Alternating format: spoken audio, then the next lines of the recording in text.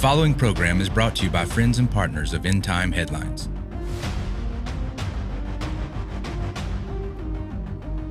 It's Thursday, March the 28th. We want to welcome you to tonight's broadcast. This is End Time Headlines, news and headlines from a prophetic perspective. I am your host, Ricky Scaparro, the founder and the voice of End Time Headlines. We got a lot to cover tonight, guys. Be sure to hit that like button, hit that bell notification, hit that subscribe button. We want to welcome all of our viewers. If it's your first time joining us, hit us up in the comment section below. Let us know that you are new and where you guys are joining us from. We want to welcome everybody from Apple and Spotify and wherever you get your podcasts. Also, real quick before we get started, we want to remind everyone that we do have a free app, and it is available on Android and Apple devices. You can pick yours up today by going to your Play Store, depending on what that looks like for you. Just simply type in End Time Headlines, look for our official ETH logo, download our free app today, and hit yes to push notifications.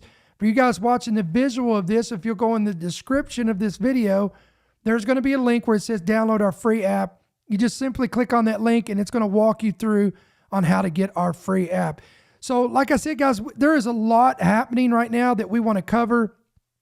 And we're going to get all that into this segment tonight.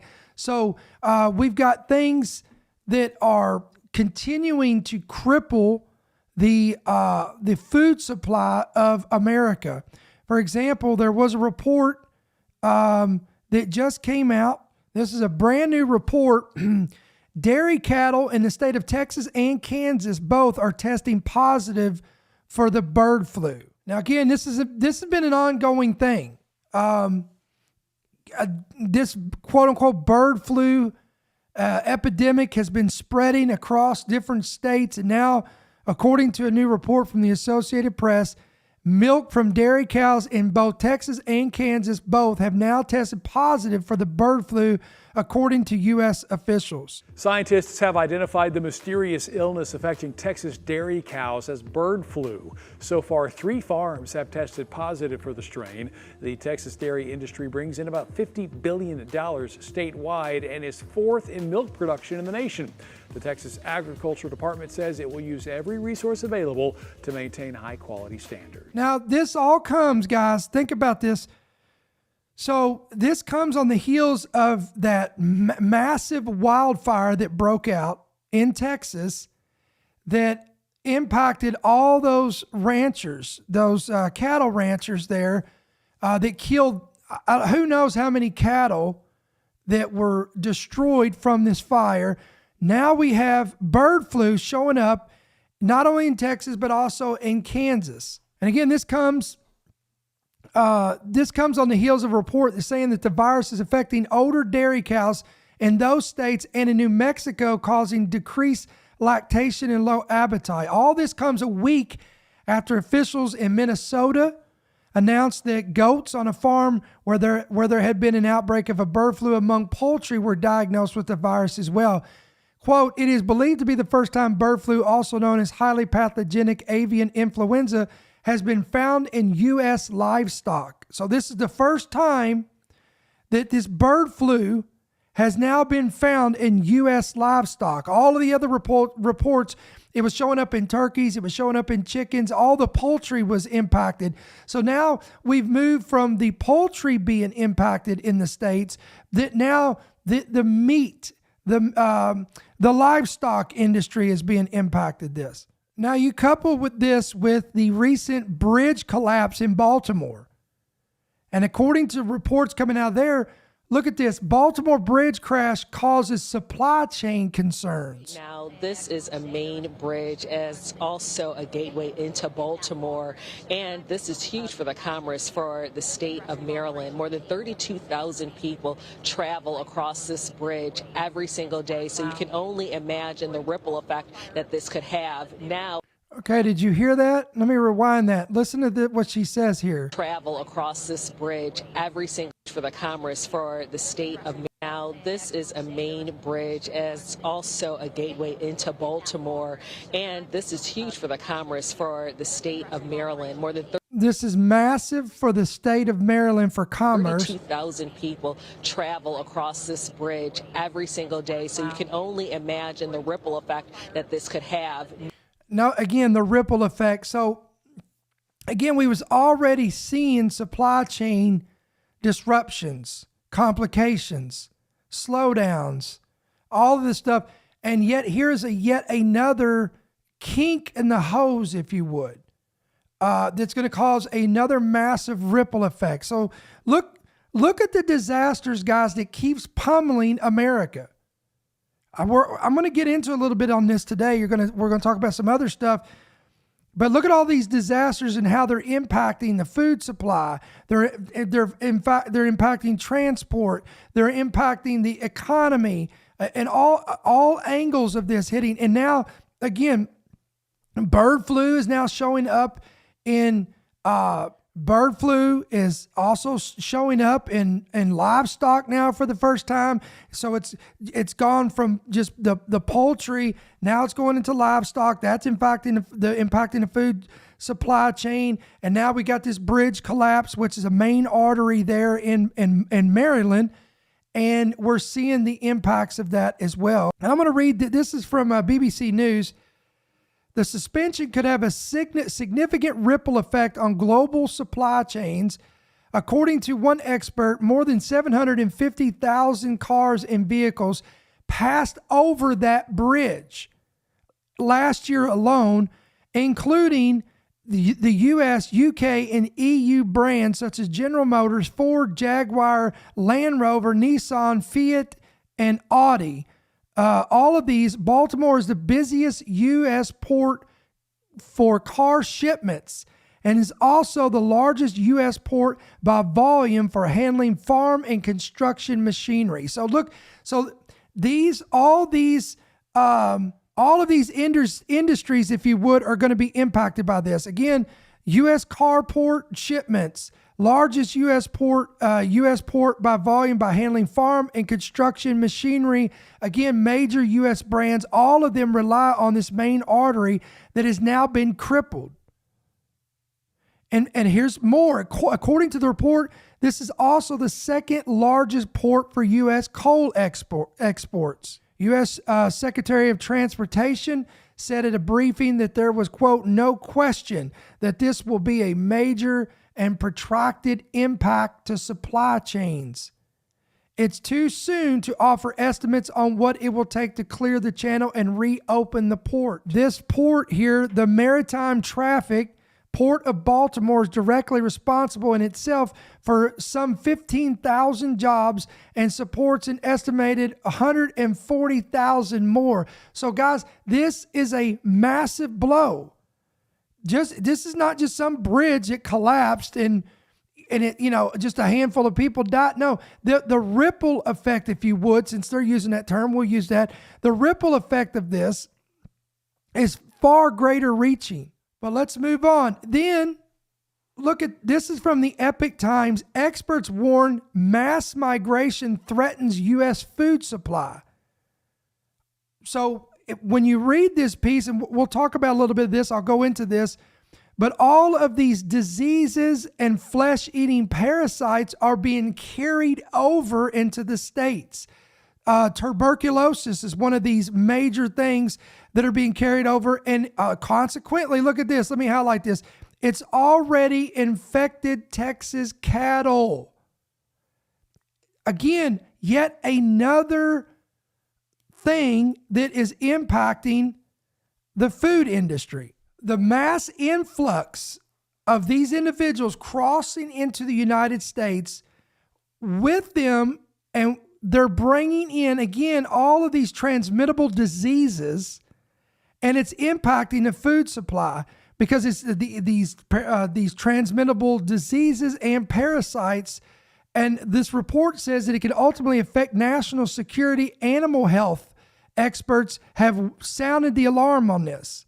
One individual, a Dr. Michael Vickers, has been a veterinarian for over 50 years and served in the Texas Animal Health Commission, and is warning that the threat to the food supply is already apparent from the past cases of tuberculosis that has been transmitted from these individuals. And it's been transmitted to dairy cows in Texas. Stop. So you've got fires impacting cattle. You've got bird flu now impacting the cattle. And now we've got these diseases and parasites that has come from individuals crossing over illegally into our country through the border of Texas. Now, when I read this, guys, again, this is what we do. We're not just giving you news. We're giving you news and headlines from a prophetic perspective.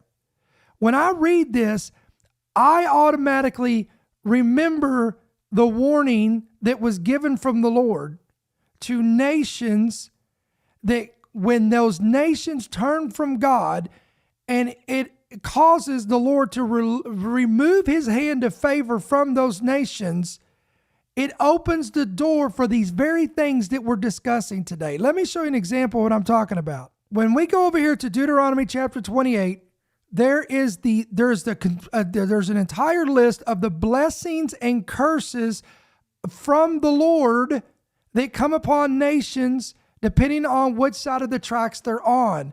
Blessing if they diligently obey the voice of the Lord, observe carefully to do his commandments, then these blessings shall come. But this is in Deuteronomy chapter 28, all the way down here to verses 14. But then he gets to verse 15. And on the other side of the coin, he says, but it shall come to pass if you do not obey the voice of the Lord your God, and you do not observe carefully all of the commandments and statutes in which I give you today, then all of these curses shall come upon you. Well, consequently, when you start going down here in verse 18, Deuteronomy 28:18, cursed shall be the fruit of your body and the produce of your land, the increase of your cattle and offspring of your flocks. Let me say that again. He said, if any nation fails to acknowledge the God of Abraham, Isaac, and Jacob, they turn from him, they abhor him, they completely revolt against the God of Abraham, Isaac, and Jacob. They turn to other gods, they turn to idolatry, they practice abomination, practice wickedness. He said that one of the curses, and there's a whole list of them, and you can go to Leviticus 26 as well, and it gives you the same things from a different angle. One of these curses is, the Lord says, the produce of the land and the increase of cattle and offspring of flocks will be cursed. According to this report from the Epic Times, concerns are growing that it's only a matter of time before U.S. agriculture experiences a fresh disaster on a grand scale. Quote, these people are just destroying our country, and our food supply is going to be a real critical issue. The report indicates that over the last several years, thousands of Texas cattle have already been slaughtered after being infected with a drug-resistant tuberculosis through contact. I'll let you guess where it was transmitted from. He went on and recalled two separate Now, the guys, again, this is a veterinarian there on the ground in this location. This is not something that he's reading secondhand or he's hearing about it from somewhere in town. It's some gossip spread around. No, he's right there on the firing lines of this and sees it firsthand. And he recalls two separate instances in which dairy herds were infected with human strains of tuberculosis right in the Texas Panhandle. Certain strains of tuberculosis are zoonotic, meaning that they can spread between humans and animals. Guys, that's what they've been warning about. Remember we talked about the WEF has been sounding the alarm and saying it's not a matter of if, but when. Remember we talked about disease X, and they're talking about this is their greatest fear, that we would see some type of new virus, some new plague, and some new pandemic that would come from the spread of animals to humans. Now, again, we're seeing this in poultry. It's jumping to cattle, and now there has been reports of human contact of the avian flu, but not on the level in which we get really, really great concern about. But again, they're saying it's not a matter of if, but when. One Texas herd of 10,000 was affected in Castro County back in 2015, and another 13,000 were impacted in Sherman County in 2019. Come on, do I got anybody that's listening today on Apple, Spotify, the YouTube chat? You guys are from Texas. Maybe you're from this area. Listen, surely you already know about this. I would think that you do. Eamon Blair, who is a border security advocate at the Texas Public Policy Foundation and former Border Patrol agent, made the following statement, quote, "We're really just mass releasing these people into the United States that could be carrying multiple diseases that aren't even checked." I mean, did you guys see this story? They talked about this is coming out of the state of Florida. Measles outbreak warning. World Health Organization sounds the alarm as cases of measles rise in Florida. More than half of the world's countries will be at a high or very high risk of measles by the end of this year, unless, quote, urgent action is taken by governments to protect children. This is according to the World Health Organization. Now, I wonder what those actions are. I'll let you figure that one out. Measles has been on the rise across most regions, especially due to a high amount of missed shots during the womp pandemic, when health systems were overrun with an excessive amount of patients. So, again, measles is exploding, and it's taken off, and Florida is seeing one of the highest surges of this in a long time, and they're blaming it on, watch this, they're not blaming it on individuals coming into our country bringing it. They're blaming it on, or in other words, the official narrative that they want us to believe is that it's because these people miss their ouchie ouch. All right, and it's going to get more and more bizarre, guys, as we go on tonight. I told you we got a lot to cover tonight. As you know, coming up in just less than 2 weeks, we are less than 2 weeks away from the great solar eclipse of April 8th. This solar eclipse is unlike any solar eclipse that I have ever seen in my 47 years of living. I've never seen so much stigma, so much anticipation, so many harbingers, signs, omens, whatever you want to call it, that has been centered around this event. And it just gets more and more bizarre, because even within our own government, we've got National Guard being deployed. We've been warned of cell phone disruptions to be expected during this event. We've been warned that there could be certain type of weather anomalies. The FAA has sent out warnings over this, and look, you can't make this stuff up, guys. It gets even, and look, and all the while, you've got bizarre celestial things going on. You've got a devil comet. You had a blood moon that just took place. And now look at this. According to a report, and we reported this on our main website, and this was unbelievable. NASA plans on firing 3 rockets at this solar eclipse. What? I'm going to pull this. It's right up on your screen for you guys watching. NASA has announced it will fire 3 scientific sounding rockets into the moon's shadow on Monday, April 8th, during a partial solar eclipse across North America. In what will be a total solar eclipse for a 115-mile wide path through parts of Mexico, 15 U.S. states, and Canada, and a partial solar eclipse for the entire Americans. The event will see a sudden drop in sunlight. Now look at this next part. Listen to me real carefully. The space agency's project. So this project, in which they will fire these rockets at this event, is called an atmospheric perturbations around the eclipse path. Let me say that again. Atmospheric perturbations around the eclipse path will investigate how that drop in sunlight and temperature affects Earth's upper atmosphere. The acronym that they've given for this is APEP, which, look at this, you can't make this stuff up, friend, which is named after the serpent deity from ancient Egyptian mythology, nemesis of the sun deity Ra. Let me say that one more time. APEP, APEP.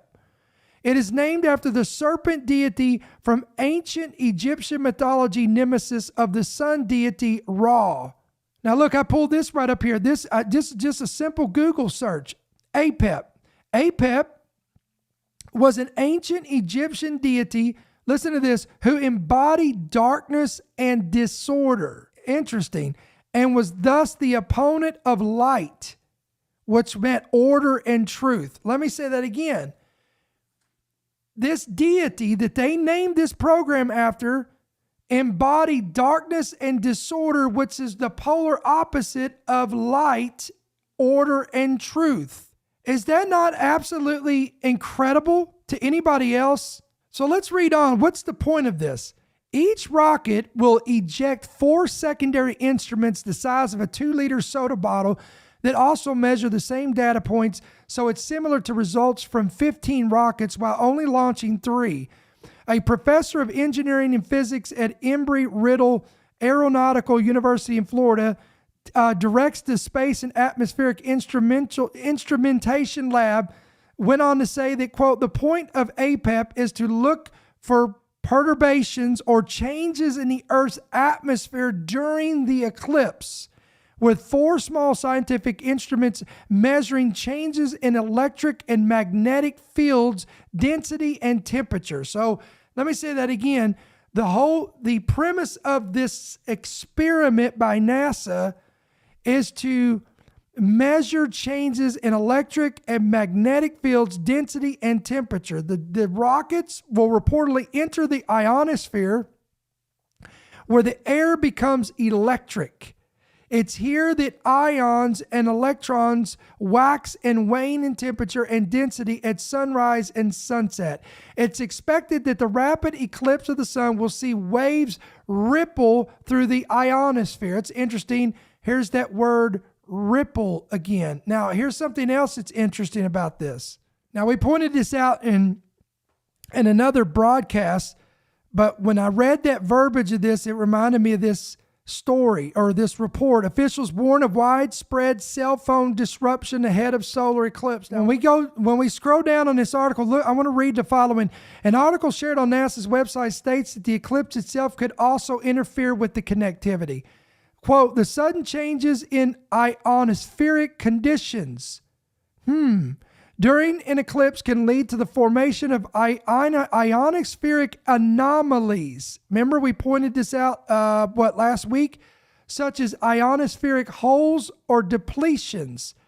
These anomalies can disrupt radio signals and GPS navigation systems, affecting communication and navigation over affected regions. So again, here, the same organization that's warning about the eclipse doing this, they're conducting this experiment with these rockets, firing this thing at the eclipse, using this program that is named after a serpent deity. And I'm telling you, you just can't make this stuff up. It gets more and more bizarre. Oh, and listen to this. If that's not bizarre enough, let's just add more to this. Guess what else is firing up in the same time frame? Now, this is from CERN. This is CERN's website. Quote, CERN's accelerators gear up for action after the winter maintenance break. So guys, listen, CERN, this is, again, if you don't know what this is this collider that is in Switzerland. This is a something that these people have created with the efforts and the intents to try to recreate the Big Bang Theory. This thing has reportedly feared that it has been responsible for opening portals. Now, of course, the fact checkers are all over it, saying that no, it's not opened or is opening a portal to hell. Again, there's been a lot of fears. There's been a lot of uncertainties that this thing is going to rip a hole into another dimension, and it's going to open a portal to the underworld. And again, all the fact checkers or, they want to come and say, oh, no, you don't need to worry about this and this. But look, you can do what you want with that. It's, the fact checkers, they have a 100% strike, or they have a 100% batting average. They never miss anything. They always get it right. Wait a minute. But anyway, CERN is restarting again. Now I want to read this. Let's read this together here. Quote, the injector chain also has an ambitious year ahead, serving a busy fixed target program. Physicists, is set to start in the PS East area on March 22nd, followed by the PS TOF facility on the 25th of March. Physics in ISOLDE downstream on the PS booster will start on April 8th. When will it start? On April 8th. You've got to be kidding me. So this thing, again, look at the timing of this. This will all followed by the SPS North area on the 10th of April. The antimatter factory is set to start delivering antiprotons to its experiments on April 22nd, while the Awake facility will run for 10 weeks and is the SPS HIRAD MAT facility for 1 week runs. So again, this Large Hadron Collider, CERN, again, is for the first time since the winter shutdown.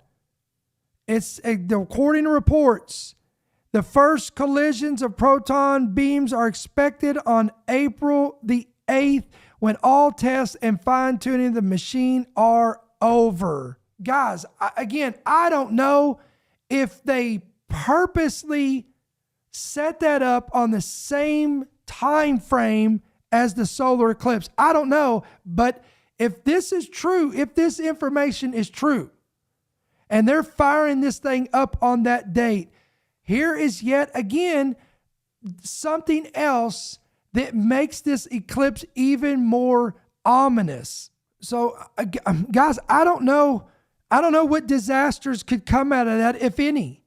But I do know this, that America cannot sustain any more disasters like we've been seeing, guys.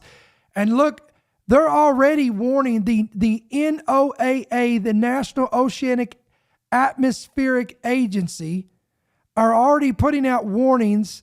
Let me pull this up. I'm going to show you this. These are from meteorologists at AccuWeather.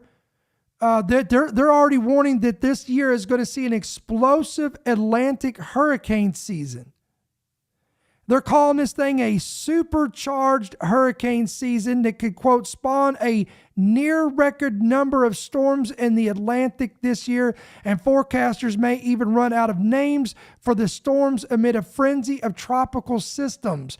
So they're already telling us, guys, we're only in the month of March, and they're already forecasting this type of hurricane season. I'm going to read this, quote, the scene is being set for a turbulent year in the tropics, one that could approach a record-setting pace and may even exhaust the entire list of names for tropical storms and hurricanes, and then some. Of course, hurricane season officially gets underway on June 1st. So look at this. We're 3 months out, and they're already warning us that of this type of season before it even starts. The report went on to say that, quote, all signs continue to point towards the upcoming season being worse than the last, with the potential for the 2024 Atlantic hurricane season to rank as one of the most active in history. Again, guys, could you imagine if this thing spawns a handful or more of Category 5 hurricanes that strike the United States? The damage could be catastrophic. The toll that it's taking financially upon our nation, on our infrastructure, all these things. And when I think about this, I'm reminded of Luke 21. Jesus said, on the earth there will be distress of nations with perplexity, and the waves and the seas roaring, with men's hearts failing them for fear of the expectations of the things that are coming upon the earth. And of course, we can't forget that we are still in an election year. And look at this. According to a report from Bloomberg, cyber threat to the U.S. power grids are escalating as election approaches. Experts are warning that our power grids are facing heightened risk of cyber and physical attacks as the election nears. They're warning, this report warns that, of course, they're warning of state-backed hackers. So in other words, that's going to China, Russia, Iran, North Korea, whatever. But they're also saying to be on the lookout for these or homegrown, I guess you could say, attacks such as what happened in North Carolina substations in late 2022. Jim Robb, who is the Chief Executive Officer of the North American Electric Reliability Corporation, said that, quote, "We are anticipating a fairly active year on the security front." And of course, guys, we can't forget that there's going to be lines, signs, and wonders and strange things in the heavens. And that's exactly, have you guys heard about this story? This is coming out of Oklahoma City. A mysterious object, an event, was seen in the metro skies of Oklahoma City last week. And one news organization interviewed the witness who saw this. I'm going to pull up this video on this. This made a lot of headlines in that area. And the experts are still baffled. They still can't identify what this thing is. Check this out. You see it? A mysterious object seen in the western Oklahoma City skies. Maybe you saw this video going around on TikTok. Well, it came from the southwest area of Oklahoma City. All day, News 4's Caitlin Ogle's been trying to track down where it came from. Faster than that. What is that? March 4th at 7:29 p.m., Steve Aragona outside with his kids. Everybody was playing out front, and my neighbor Kevin goes, "Hey Steve, take a look at this." And we look up and this white thing appeared in the sky. Everybody had their opinions on what it was. Not a shooting star. No, it's moving too slow for a shooting star. Oh, wow. That's a UFO. Look, it's separating from itself. No, those are satellites. Like Steve, we wanted to know what it was. Yes! So we caught up with OU aerospace professor Ken Carson. He was bowling with his senior league. It looked like a normal ascent of a rocket with a booster separation staging. It's a new blast, if you will, of oxidized propellant. Okay, but here's the caveat to this. Wait and hear this. Coming off the separation of that first stage. On March 4th, SpaceX had a launch from Cape Canaveral. That was at 6:56 Eastern Time, 5:56 Oklahoma time. Steve saw this at 7:29. Right now, we're facing west. You can see it here on my compass. And we're told the object was seen over there, just over those roofs. Now, I know what you're thinking. This was probably from SpaceX in Florida. But if that was the case, they would have seen it over here in the east. Dun, dun, dun. So what is it? Wayne Harris Wyrick is a local astronomer. If you look very carefully at that, there's kind of like two bright spots. He has his own theories. I looked at all the launches from SpaceX and other publicly announced launches. My best guess is Vandenberg Air Force Base launched some sort of secret military flight into to do whatever it is they do in orbit. That's in California. We called, but a public affairs representative told us the timing of their launches also don't add up. The mystery deepens. Until we find out more, experts say keep looking up. I'm just glad people are outside looking up in the sky. In Oklahoma City, Caitlin Ogle, Oklahoma's News 4. So is this not bizarre that it wasn't a rocket, it wasn't aircraft, it wasn't military? Again, I'm not saying it's alien or extraterrestrial in origin, but again, the whole point of me reporting this, guys, is you need to be prepared. I need to be prepared. We need to be prepared for this 2 Thessalonians chapter 2 type of deception that I believe that they have been conditioning society for, with these strange signs and wonders and deceptions that they're going to try to pull off this stuff. The enemy, again, I believe that we have not seen deception on the scale of that magnitude in our lifetime. And I believe this is coming, and it's preparing us, and it's setting the stage for that. But I get tickled over how the officials keep coming out, and people capture these things on film. They capture them on video. They see these things, and then when they come out and they give the official narrative on it, they tell us, well, it wasn't this, and it certainly wasn't that, and they just kind of just blow you off and want you to move on. Here's another great example of what we're talking about right here. You remember we reported on this this balloon. This was recently. This is not the one last year. The balloon that they recovered off the coast of Alaska. Remember, I think it was a week or two ago we talked about this. This is from Fox News. Pentagon reveals that the balloon that was recovered off the coast of Alaska had been in the ocean for well over a year. Now, something doesn't add up. Now, according to the original report on this, military officials were sent to investigate a large balloon that had a payload on it that was discovered by fishermen off the coast of Alaska. This was a couple weeks ago.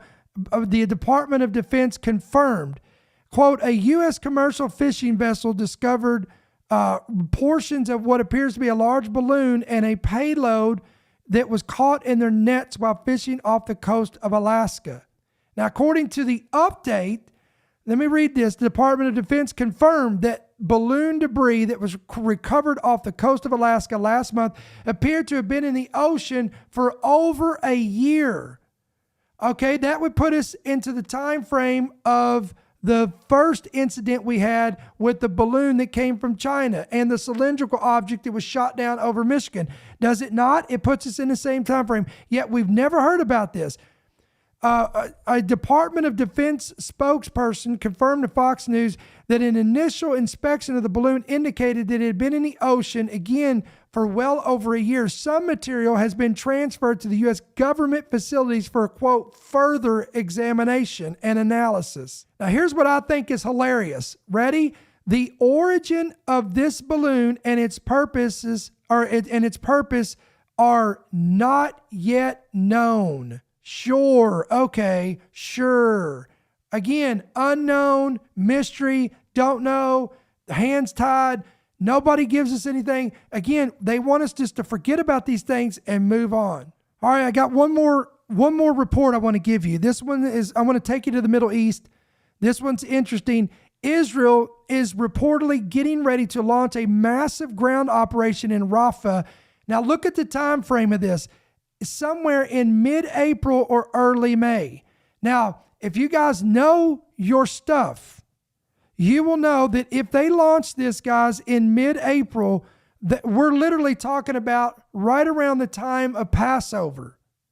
Again, consequently, it's right in the same time frame as all these other weird things that are happening. The solar eclipse, the Horned Comet, the Civil War movie coming out, the weird anomalies centered around the solar eclipse, the events that are transpiring in connection with that event. Then now, again, according to this report, we are seeing, or at least we're being told, that Israeli ground operations could begin in Rafah in mid-April or early May. Quote, following the failure of the latest round of negotiations in Qatar, Israel is not willing to make any further concessions to Hamas and is gearing up for an invasion of Rafah at the end of Ramadan, the 3-day, again, this ends right around April 12th or in early May at the latest. So again, if this report is correct, guys, then this puts this military operation happening or transpiring literally right after the end of this solar eclipse, again on April 8th. Now, again, guys, this also comes on the heels of Netanyahu canceling his Israeli delegation to the U.S. after America, literally, or not America, I should say, but this current administration turned its back on Israel after refraining from vetoing a UN Security Council proposed calling a ceasefire in Gaza. This also comes on the heels of where Joe Biden said he drew a red line for Prime Minister Benjamin Netanyahu, in which he said that he demanded that they do not attack Rafah. And then we had the report, again, guys, of top Democrat Chuck Schumer, who called for new elections in Israel to get rid of Benjamin Netanyahu, even going as far as to saying that he was an obstacle to peace. Here's a little more on that. This morning, Israeli Prime Minister Benjamin Netanyahu is rejecting President Biden's criticism after Biden this weekend claimed that Netanyahu's policies are hurting Israel. He's hurting Israel more than helping Israel by making the rest of the world, it's contrary to what Israel stands for. And I think it's a big mistake. So I want to see a ceasefire. Biden warned an attack on Rafah, a key city in southern Gaza, would cross a red line that would leave open the possibility of the U.S. withholding some types of military assistance. But last night, Netanyahu told the website Politico that he will press ahead with invading Rafah, saying, "We'll go there. You know, I have a red line." You know what that red line is? That October 7th doesn't happen again. October 7th referring to the day Hamas attacked Israel, triggering the war. When could the fighting end? Netanyahu predicting maybe 6 weeks, maybe 4. In the meantime, a U.S. military ship has left Virginia, carrying equipment to Gaza's coastline, where troops will build a pier to deliver badly needed humanitarian aid to Palestinians trapped in the war zone. Hold on, stop, guys. So, listen, this is what's concerning about this. Again, every time an administration, we pointed this out on our last podcast. Every time an administration begins to point or jab a finger in the eye of Israel, demanding things, pushing it around, bullying them, demanding them to give up land for peace, whatever the case may be, turning their back on, there's always been disasters to follow. Consequently, as we pointed out on the last podcast, within 24 hours of the U.S. refusing to veto this UN resolution, we had a disaster take place in America with this bridge collapse. And we haven't seen the end of that. As one reporter said, we're seeing the ripple of it that is still to happen and still to take place. So this is very concerning, guys, in the days ahead. So the bottom line is, friend, next month, the month of April is going to be unprecedented.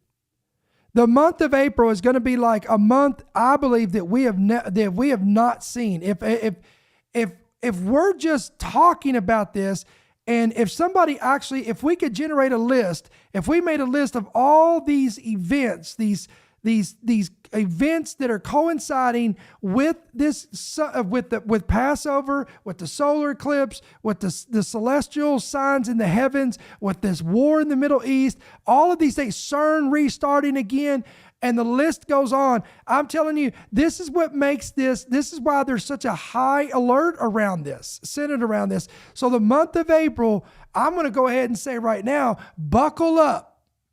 Buckle up for the month of April. Oh, and by the way, we don't even know what's going to happen with the red heifers.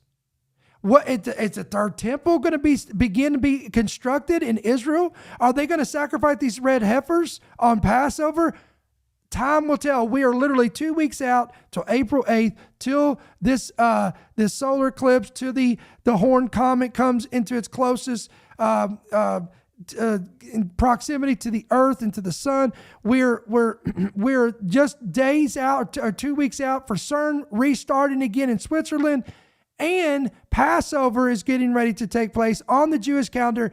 And Netanyahu has already said phooey on Biden and his red line, and we're moving forward to do what we got to do to defend our nation. So you know what I say to that, friend? I always leave you with Luke 21:28. Jesus said, when you begin to see all of these things coming to pass, it's time to look up. It's time to lift up your heads, because our redemption is drawing near. Listen, guys, endtimeheadlines.org, endtimeheadlines.com. Please bookmark our website if you've not bookmarked our website, and better yet, download our free app. That's how you can keep up with every post, every headline, every prophecy message we do, every viewpoint podcast, all of it. It's right there on our app, and it's available free for you on Apple and Android devices. Listen, if this ministry has been a blessing to you and encourages you, equips you, and informs you, whatever the case would be, we want to encourage you to pray about becoming a monthly partner. There's two ways you can do that. One is electronically. You can go through the app or through the website. Right there on your screen, it shows you how to do that. Or you can give by check or money order. Again, right there in front of you, that is, you can make it out to End Time Headlines, P.O. Box 1391. That's Monroe, Georgia 30655. So guys, we're going to sign off for this tonight on this Thursday, March 28th. We'll be right back here tomorrow night, 7 p.m. Central, 8 p.m. Eastern, Lord willing, same time, same place, same channel, with another great broadcast. So until then, may the Lord bless you, may keep you, and may his countenance shine upon you. We'll see you tomorrow. Thank you for listening to the End Time Headlines podcast. We pray that you've been blessed and equipped by today's message. For more information about how you can help partner with our ministry, please visit endtimeheadlines.org.